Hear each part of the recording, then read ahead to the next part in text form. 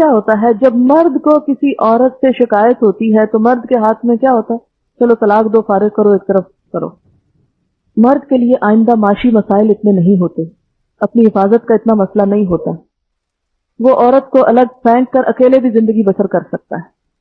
لیکن اگر کوئی عورت اس مصیبت میں گرفتار ہو گئی ہے کہ اس کا شوہر بد مزاج ہے، سخت ہے، یا اس کے حقوق پورے نہیں دیتا، اب وہ بیچاری کیا کرے؟ اسلام نے یہ نہیں سکھایا کہ وہ اس سے طلاق لے لے. اگرچہ خلا کا راستہ رکھا، لیکن پھر بھی معاشرے کی مجموعی بہتری کے لیے یہاں کیا سکھایا جا رہا ہے کہ کوئی حقوق کی کمی بیشی کر کے آپس میں کوئی راضی نامہ ہی رکھیں. کیونکہ عورت دوسری آپشن سوچے، اگر وہ طلاق لے لیتی ہے تو اس کے بچوں کا کیا ہوگا؟ وہ ایک چھوٹے مسئلے کے حل کے لیے ایک بڑے مسئلے میں گرفتار ہو جائے گی. یہ عقل مندی کی بات نہیں ہوتی کہ چھوٹے مسئلے کے حل سے بڑے مسئلے کھڑے کر لیں آپ، یا ناقابل حل مسائل شروع کر دیں آپ. آپ دیکھیں کہ بعض اوقات ہمیں کسی سے چھوٹی سی تکلیف پہنچتی ہے، ہم کیا کرتے ہیں؟ اسے گالی دے ڈالتے ہیں. کیا ہوتا ہے؟ وہ دوسرا 2 دیتا ہے، آپ اسے 1 لگاتے ہیں، وہ 2 مارتا ہے آپ کو، اور نتیجہ کہاں جا پہنچتا ہے. تو بہتر نہیں تھا وہ جو پہلے چھوٹی سی بات ہوئی اسے کڑوا گھونٹ پی جاتے، صبر کر لیتے. اللہ صبر کرنے والوں سے محبت رکھتا ہے. کسی سے چھوٹی سی تکلیف پہنچی، آپ نے غصے میں بڑا شدید ری ایکشن ظاہر کیا، اب جب آپ اس کو دیکھتے ہیں تو پریشان ہوتے ہیں، شرمندہ ہوتے ہیں، دل میں کڑتے رہتے ہیں، ایک ماحول پلوٹ ہو گیا. کیا پایا آپ نے؟ لیکن اگر آپ اس موقع پہ ضبط کر جاتے، صبر کر جاتے، نتیجہ کیا نکلتا کہ وہ شخص جس نے آپ پہ زیادتی کی وہ بھی شرمندہ ہوتا، اور شاید وہ خود معافی مانگ لیتا کہ میرا قصور تھا، میری زیادتی تھی. لیکن عموماً ہم ایسے مواقع پر کیا کرتے ہیں؟ جواباً شدید ری ایکشن ظاہر کرتے ہیں. وہ وقتی طور پر تو شدید ری ایکشن ہم نے کر لیا، پایا کیا؟ انسان دیکھے حاصل کیا ہوا؟ ہم پاتے نہیں، پھر کھو دیتے ہیں.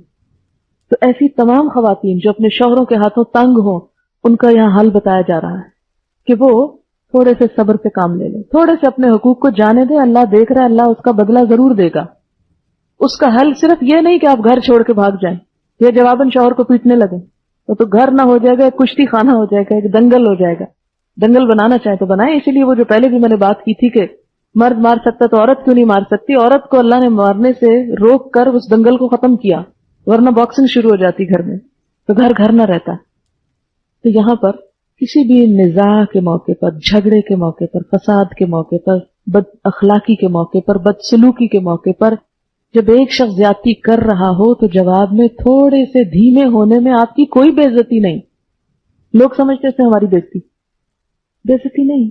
حدیث میں آتا ہے من تواضع للہ رفعہ اللہ، جس نے اللہ کے لیے عاجزی اختیار کر لی، تواضع اختیار کر لی، اللہ اس کو بلندی دے گا، اللہ اس کو بڑا کر دے گا.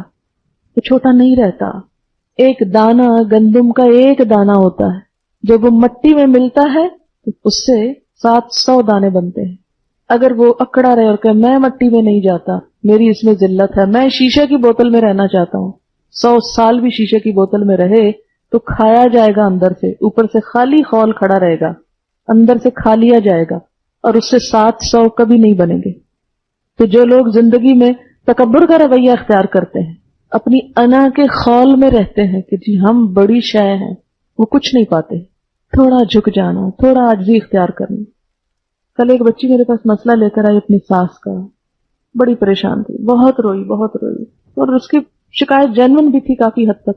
میں نے اس سے کہا کہ دیکھو جو تم کہہ رہی ہو میں اس کو 100% درست کہتی ہوں کہ تم واقعی مظلوم ہو، لیکن اب تم اپنی بزرگ ساس کے مقابلے میں ینگ بلڈ ہو. وہ عمر کے اس حصے میں پہنچ چکی ہے کہ جہاں وہ بیمار بھی ہے، جہاں وہ انسیکیور فیل کر رہی ہے، جہاں وہ توجہ چاہتی، وہ محبت چاہتی ہے. اس کی میموری بھی خراب ہو چکی ہے.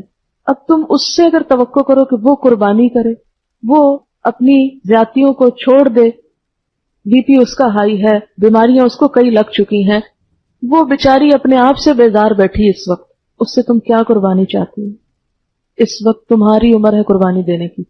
میں نے کہا سب کچھ بھول جاؤ، جو کچھ انہوں نے تمہیں کہا، یہ جو بھی تم پہ الزام تراشی بھی ہوئی، سب بھول جاؤ اور اللہ کے لیے بھولو، اور جا کے عاجزی سے نہ کیے پہ بھی معافی مانگ لو اور توجہ دو تھوڑی سی.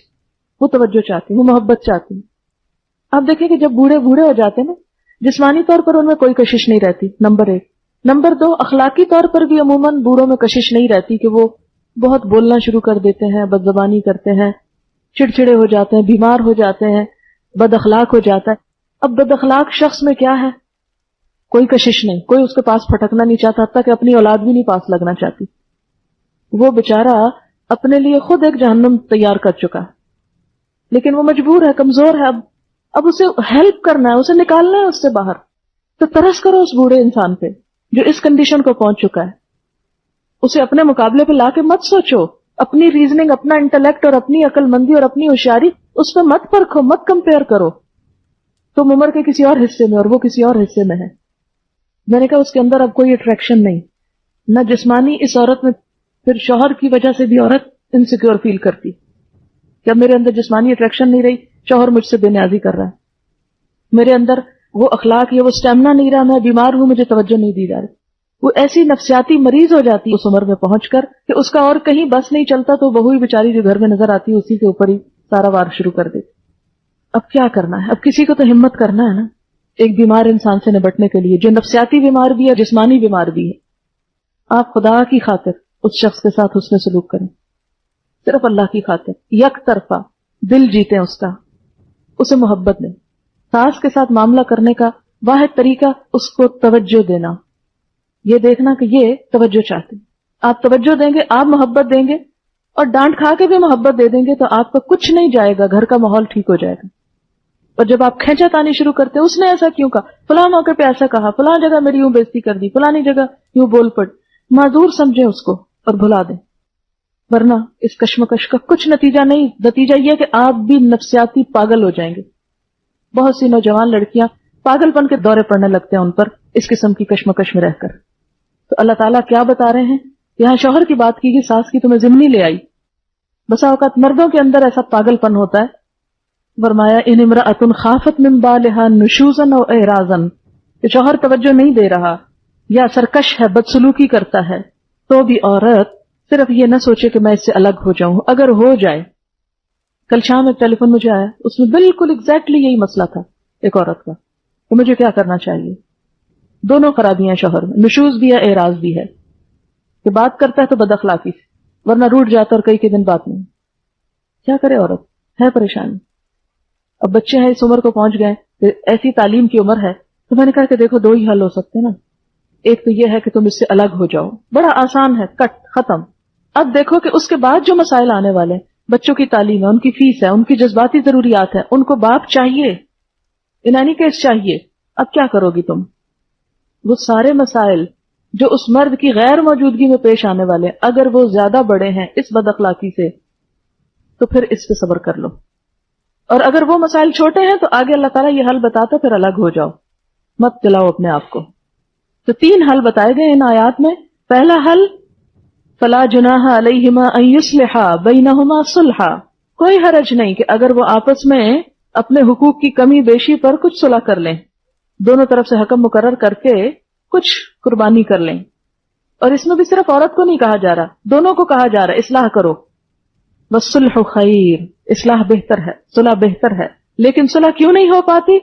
وَأُحْضِرَتِ الْأَنفُسُ الشُّحَّ، نفس بخیلی کی طرف زیادہ مائل ہوتے ہیں، خود غرضی۔ شح بخل کی ایک قسم ہے، اور یہ ذرا شدید ہے، خود غرضی کے معنوں میں یہاں ہے، ایسا بخل جس میں ہرس ہو اور عادت بھی بن گیا ہو۔ ہمیشہ آپ دیکھیں گے کہ 2 لوگوں میں اختلاف کی وجہ ہرس ہوتی ہے، ہرس۔ ایک شخص دوسرے شخص کا لحاظ کیے بغیر صرف اپنا مطالبہ پورا کرنا چاہتا ہے، اپنی ضرورت پوری کرنا چاہتا ہے، اپنا فائدہ چاہتا ہے، اور اس ذہنیت سے ایک شخص دوسرے سے غیر مطمئن ہو جاتا ہے۔ تو صحیح مزاج کیا ہے؟ حل کیا ہے؟ کہ دونوں فریق ایک دوسرے کی معذوری کو سمجھے اور رعایت کریں، دوسرے کو معذور سمجھیں اور معاف کر دیں، کوئی بات نہیں۔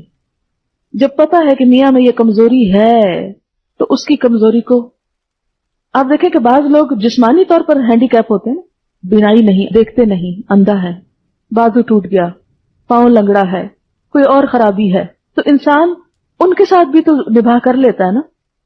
تو کچھ لوگوں کے اندر جسمانی نہیں، نفسیاتی ہینڈی کیپ ہوتا ہے، اور اس کے پیچھے ایک لمبی ہسٹری ہوتی ہے، بچپن کی محرومیاں ہوتی ہیں، کوئی ظلم و تشدد ہوتا ہے، وہ لاشعور میں دبتا گھٹتا رہتا ہے، اور پھر شادی کے بعد بیوی پہ نکلنے کا موقع مل جاتا ہے اس کو۔ بعض بچوں کو ماں سے اٹینشن نہیں ملتی، وہ بیوی سے دگنی اٹینشن چاہتے ہیں، ماں والی بھی چاہتے ہیں اور بیوی والی بھی چاہتے ہیں. اب بیوی بیچاری کیا کرے، اپنے بچوں کو اٹینشن دے یا میاں جو بچہ بنا ہوا ہے اس کو اٹینشن دے؟ پھنس جاتی ہے بیچاری. لیکن اب حل کوئی نہیں، یہی سمجھے کہ ہینڈی کیپ ہے میاں کا، معذور میاں مل گیا ہے. جسمانی طور پر معذور شخص سے ہم گزارا کر لیتے ہیں تو نفسیاتی معذور سے بھی تھوڑا گزارا کر لیں، اس کی جزا اللہ آپ کو دے گا. آپ دیکھیں کہ جذبات کی قربانی سب سے بڑی قربانی ہے، سب سے بڑی قربانی. مال کی قربانی بھی انسان دے دیتا ہے، لیکن جذبات کی قربانی ناممکنات میں سے ہوتی. کیوں؟ اس لیے کہ مثلا مال ہے نا تو ایک دفعہ دیا تو بس گیا، ختم ہو گیا، بھول گئے آپ اس کو. لیکن جذبات جو دل میں بیٹھا اسے کیسے نکالیں؟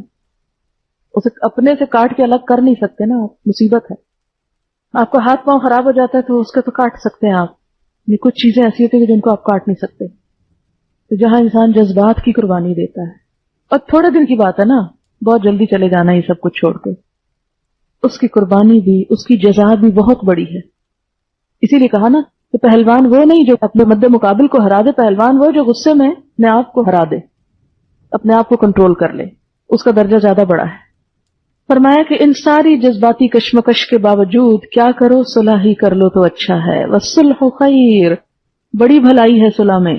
واحضرت الانفس الشح، لیکن اتنے خود غرض ہوتے ہیں، ہر انسان اپنا مطالبہ چاہتا ہے. وہ کہتا ہے کہ میں کیا کروں، مجھے اٹینشن ملنی چاہیے، میرا حق زیادہ ہے، میری جذباتی سیٹسفیکشن ہونی چاہیے. فرمایا احضرت الانفس الشح، کوئی نہیں، اللہ کی خاطر تھوڑی سی قربانی کرو، ہمت کرو. وَإِن تُحْسِنُوا، اگر تم اچھا کرو گے، احسان کرو گے، وَتَتَّقُوا، اور تقوی کرو گے، فَإِنَّ اللَّهَ كَانَ بِمَا تَعْمَلُونَ خَبِيرًا، تو یقیناً اللہ تمہارے اس طرز عمل سے بے خبر نہ ہوگا. اگر انسانوں نے قدر نہیں کی تو کوئی بات نہیں، اللہ بے قدری نہیں کرے گا، وہ اس کا صلہ کئی گنا زیادہ دے گا.